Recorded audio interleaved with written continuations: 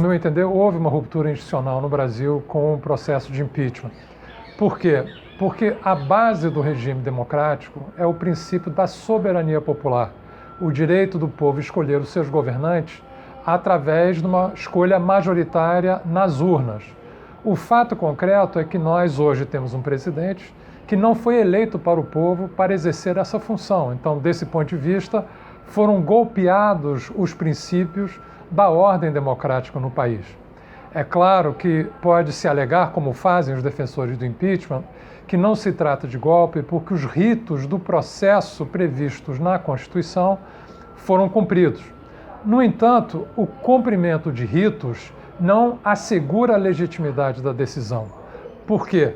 Porque pode-se cumprir um rito sem o cumprimento do conteúdo objetivo previsto nesse rito.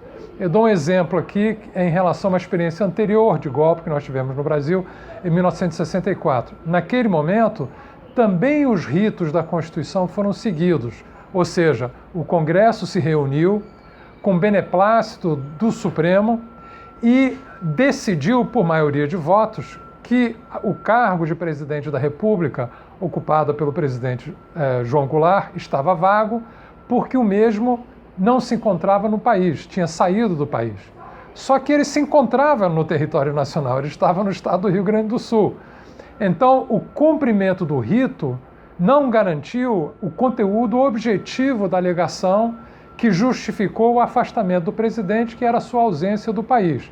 No caso recente é a mesma coisa, ou seja, foi cumprido o rito, mas não foi caracterizado a essência da acusação, que era o cometimento de um crime de responsabilidade diretamente pela presidente da República. Na verdade, a alegação feita para justificar o afastamento dela e o impeachment foi o recurso a práticas fiscais, as chamadas pedaladas fiscais, que eram praticados por todos os governos que a antecederam e continuam sendo praticados por chefes de executivo de diferentes unidades da federação no Brasil. Então, não se tratou efetivamente de um crime de responsabilidade, e sim de um pretexto para afastar a presidente. Desse ponto de vista, o afastamento decorreu, na verdade, muito mais do que seria no regime parlamentarista um voto de não confiança, que não está previsto no regime presidencialista, que é o nosso, e, portanto, houve um golpe à ordem democrática com o afastamento da presidente. Eu diria que não há um único fator responsável por essa ruptura. Ela, na verdade, reflete uma conjunção de fatores.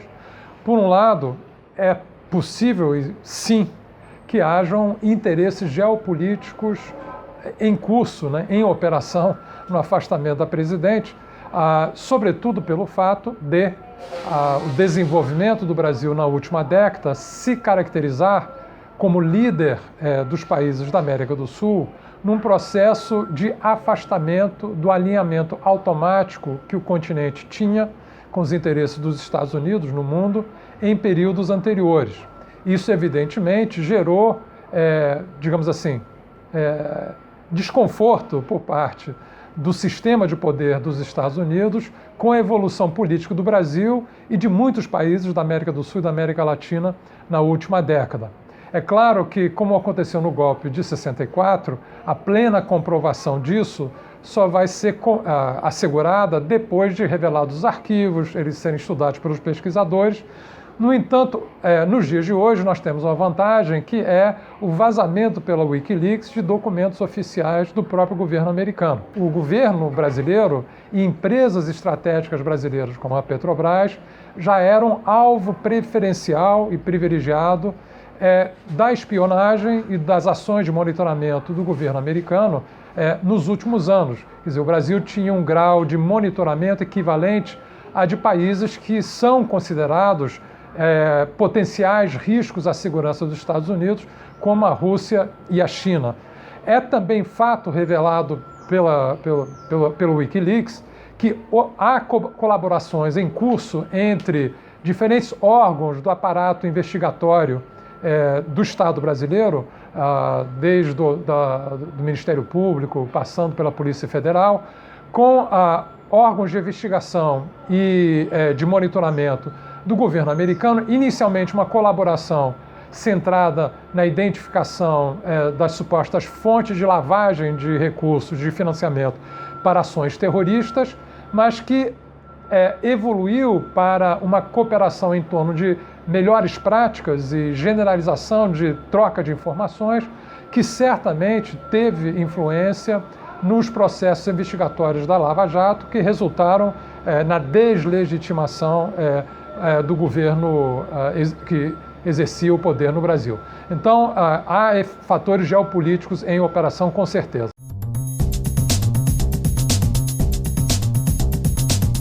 Infelizmente, a nossa democracia é recente, né?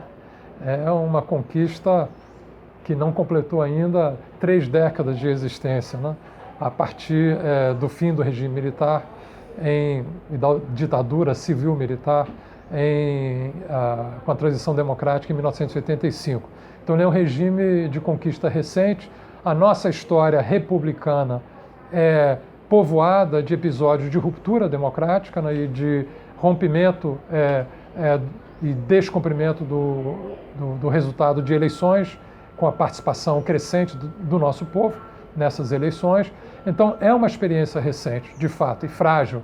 Por isso causa tanta preocupação o afastamento de uma presidente eleita pelo voto popular através do processo de impeachment, porque, na verdade, sem bases comprovadas de crime justificando o processo de impeachment, o que ocorreu foi a transformação do mecanismo do impeachment num atributo regular da disputa política no país, o que é um contrasserviço à democracia, porque o impeachment é um recurso de última instância que só deve ser utilizado quando há grave ameaça e iminente ameaça à ordem democrática, que não é o caso da fundamentação do processo do impeachment no Brasil. Então, qual é o risco que nós enfrentamos agora? É que esse mecanismo extraordinário seja transformado em instrumento normal e recorrente da disputa política no regime democrático nacional. E com isso se enfraquece a democracia. Olha, o estado de defesa previsto na Constituição é um estado a ser decretado em circunstâncias muito especiais e emergenciais, né? É claro que numa ordem democrática normal, esse instituto é uma possibilidade, mas ele só é acionado em casos emergenciais, casos de crise, que o justifiquem em nome da própria preservação da ordem democrática.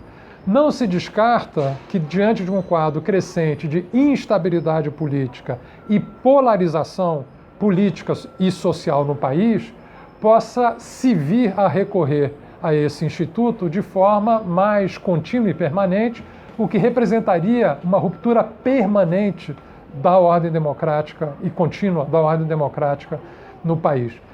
Nós ainda não chegamos nesse ponto, essa ameaça existe. Eu diria que o ponto em que nós nos encontramos é de crescente ataque à preservação dos direitos individuais e das liberdades civis no contexto do regime democrático, em nome do combate à corrupção, estabelecendo um objetivo, uma finalidade, que é o combate, a guerra à corrupção, se justificam meios que ferem garantias institucionais estabelecidas na Constituição brasileira. O chamamento que se faz a todos os democratas, de todas as orientações ideológicas, não se trata de ser de esquerda, mas democratas, liberais democratas de centro, de direita e de esquerda, devem estar muito preocupados. Um paralelo próximo e relevante é o dos Estados Unidos, que, em nome da guerra global contra o terror, né, também restringiu liberdades civis e garantias individuais para tentar alcançar um objetivo maior, que seria a derrota do terrorismo. E é interessante essa comparação, porque o terrorismo ele é um método de luta inaceitável, abjeto, mas que pode ser recorrido, ao qual podem recorrer diferentes grupos extremistas em qualquer momento. Então, ele nunca é extirpado por completo. Estabelecer a guerra ao terrorismo como justificativa para a restrição de liberdades individuais e garantias individuais, portanto, implica dar um caráter de exceção permanente a essa restrição. O mesmo raciocínio vale aqui para o combate à corrupção e os métodos da Operação Lava Jato. Sempre, em qualquer momento, um gestor público pode cometer atos de corrupção que são inaceitáveis, condenáveis, mas é uma possibilidade recorrente. Então, estabelecer o combate à corrupção como finalidade, como justificativa da restrição de liberdades civis individuais, tornam permanente medidas de exceção inaceitáveis no regime democrático de direito. Então, esses são os riscos, as ameaças aos quais o povo brasileiro está exposto e cabe uma ação de resistência, porque em contexto de crescente polarização política pode se tornar cada vez mais permanente o recurso a essas medidas de exceção, o que representaria uma violação permanente dos princípios do Estado Democrático de Direito.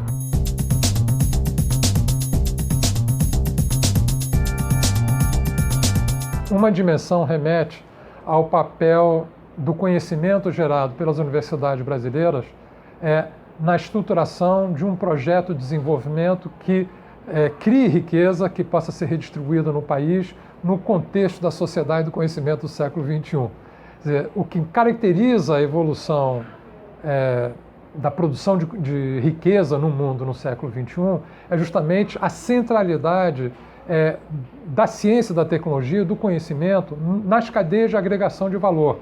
Isso confere um papel absolutamente central e insubstituível às universidades como centros geradores de conhecimento na capacidade de um país em desenvolvimento como o Brasil estruturar cadeias de valor dentro do país que assegurem repartição de riqueza e melhoria das condições de vida da população dentro do Brasil. Então, as universidades têm esse papel e, portanto, causa muita preocupação as medidas tomadas pelo governo. Em primeiro lugar, distinção do Ministério da Ciência, Tecnologia e Inovação, que era justamente um dos atores centrais dessa promoção da geração de conhecimento para estruturar o desenvolvimento inclusivo e sustentável do país no século XXI. Causa também muita preocupação a discussão em curso no Congresso Nacional, que quer limitar por 2 décadas os gastos com investimentos em educação no país, que vai na contramão das necessidades que o Brasil tem de estruturação de uma sociedade do conhecimento dentro do país, capaz de alavancar a criação de riqueza e o bem-estar da população brasileira. Então, as universidades têm um papel central e que é hoje bombardeado pela lógica anunciada de política econômica e social do governo biônico que hoje exerce o poder no país. Então, cabe às universidades, como sempre, uma reflexão teórica profunda, uma pesquisa profunda sobre os desafios que se apresentam ao Brasil e unicamente a universidade pode conduzir essa pesquisa de forma independente. Quer dizer, o que caracteriza a universidade é justamente a autonomia na condução da sua agenda de pesquisa e, portanto, não está subordinado aos interesses políticos dos governos de plantão e muito menos aos interesses predominantes das empresas no mercado. Então, essa é a função específica das universidades e acredito, sim, que as universidades têm um papel fundamental na reflexão crítica e no alerta à população brasileira sobre os perigos dos desafios que se apresentam para o país a partir da ruptura institucional que está em curso.